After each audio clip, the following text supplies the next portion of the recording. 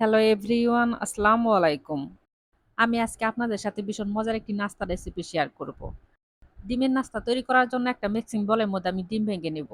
তো ডিমের মধ্যে আমি দিয়ে দিব সামান্য একটু চিনি আর দিয়ে দিব স্বাদ মতো লবণ। ডিমের সাথে আমি চিনি মিশিয়ে নিব। আপনারা চাইলে হ্যান্ড ওয়েজ দিয়েও মিশাতে পারেন, আবার কাঁটা চামচ দিয়েও মিশাতে পারেন। আমি চামচ দিয়ে মিশাই নিলাম, তো হয়ে গেছে মেশানো। বেশি না, আমি ২-১ মিনিটের মতো চিনি মিশাই নিছি ডিমের সাথে। মিশাই নিয়ে এসে আমি ১ কাপের মতো ময়দা দিয়ে দিছি। তো এখন আমি ময়দাটা মিশাই নিয়ে এসে এখন আমি দিয়ে দিব ১/২ কাপের মতো চাউলের গুঁড়া। কেউ চাইলে শুধু ময়দা দিয়েও নাস্তাটা তৈরি করতে পারবেন। কিন্তু চাউলের গুঁড়া দিলে মুচমুচে হয়। তো মুচমুচে হলে বুঝতেই পারতেছেন যে একটু বেশি ভালো লাগবে। তার জন্য যদি হাতের কাছে চাউলের গুঁড়া থাকে তাহলে অবশ্যই দিবেন। কিন্তু আটা দিয়ে বানানো যাবে না। আটা দিয়ে বানালে কিন্তু ভালো লাগবে না। ময়দা আর চাউলের গুঁড়া যখন আমি ডিমের সাথে মিশাইলাম তখন কিন্তু অনেকটা ঘন হয়েছিল। তারপর আমি পানি দিছি। এখানে নরমাল যে পানিটা আছে আমি সেটাই দিয়েছি। দিয়ে সেটা ঠিক এরকম করে দেখেন আমি ঘন করে দিছি। তো এর মধ্যে আমি দিয়ে দিছি ২ টা পেঁয়াজ কুচি আর দিয়ে দিছি কাঁচামরিচ।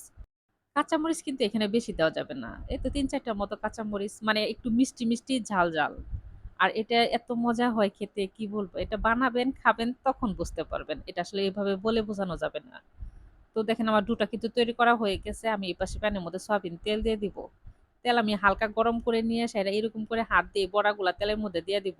আমি দেখেন যেরকম করে বড়া বানাই আমরা ঠিক ওরকম করে আমি দিচ্ছি। আপনারা চাইলে চামচ দিয়েও দিতে পারেন। যেকোনো কাজ আমার হাত দিয়ে করতেই ভালো লাগে। চামচ ধরার আগে আমার দেখবেন যে হাতটা আগে চলে গেছে। তো যাই হোক, দেখেন আমি ঠিক এরকম করে বড়া বানিয়ে দিতেছি। আর এটা এত সুন্দর ফুলে, আপনারা চাইলে সন্ধ্যায় বা সকালে যেকোনো সময় চা'র সাথে এটা বানাতে পারেন। আর এটা বানাতে কিন্তু একদমই সময় কম লাগে। কিন্তু ডিমের সাথে চিনিটা খুব ভালো করে মিশিয়ে নিবেন। কিন্তু আবার শুধু চাউলের গুঁড়া দিয়ে বানাবেন না। শুধু চাউলের গুঁড়া দিয়ে কিন্তু এই নাস্তাটা তৈরি করতে পারবেন না। তাহলে ভালো হবে না। এখানে শুধু ১ মুঠ চাউলের গুঁড়া দিবেন। তাহলে দেখবেন যে অনেকটা মুচমুচে হবে, তো খেতে বেশি ভালো লাগে। দেখেন নাস্তাটার একপাশে হয়ে গেছে, আমি উল্টাই দিব। আর চুলার জাল কমিয়ে দিয়ে তারপরে কিন্তু ভাজতে হবে। চুলার জাল বাড়িয়ে দিয়ে কিন্তু ভাজা যাবে না। আস্তে, আস্তে ভাজবেন, তাহলে দেখবেন যে নাস্তাটা অনেক মুচমুচে হবে। আর অনেক সুন্দরভাবে হবে। আর যদি চুলার জাল বাড়িয়ে দিয়ে দেন তাহলে দেখবেন যে ভেতরে হবেই না। আর মুচমুচে তো হবেই না, তাড়াতাড়ি কালার চলে আসবে। এত মজার একটা নাস্তা যে এত তাড়াতাড়ি এত সহজে বানানো যায়, আসলেও এটা কি বলবো? তো এটা দেখেন আমার কিন্তু ভাজা হয়ে গেছে। তো দেখেন কত সুন্দর একটা কালার আসছে। আমার মনে হয় যে একপাশে যদি চুলার মধ্যে চা বসায় দেন, আরেক পাশে যদি এরকম করে নাস্তা তৈরি করেন, তো দেখবেন যে চা'র আগে এই নাস্তাটা তৈরি হয়ে যাবে। আর কেউ বাসায় আসলে তাদের বসিয়ে রেখে আপনি খুব সহজে বানিয়ে ফেলতে পারবেন। আশা করি ছোট ছেলেমেয়েরা এগুলা বেশি পছন্দ করবে। একটু মিষ্টি, মিষ্টি ঝাল, ঝাল।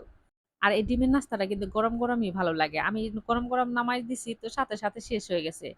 দেখেন কত সুন্দর। উপরে যেমন মুচমুচে হয়, ভেতরটা অনেক নরম হয়। তো আমার নাস্তা হয়ে গেছে। সবাই ভালো থাকবেন। আল্লাহ হাফেজ।